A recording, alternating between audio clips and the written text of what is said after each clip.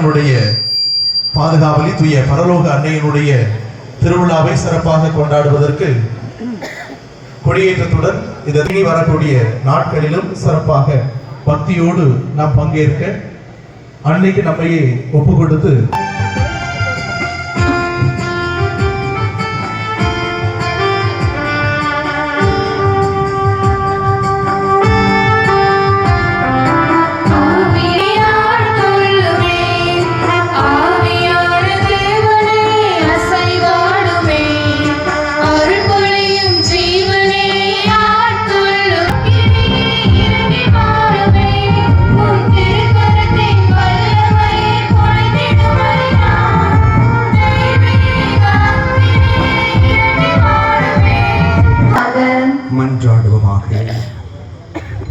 அன்புமிக்க இறைவா, மக்கள் தங்கள் பாதுகாவலரின் திருநாளை கொண்டாட தயார் செய்திருக்கும் இக்கொடியை ஆசீர்வதித்து புனிதப்படுகிறது.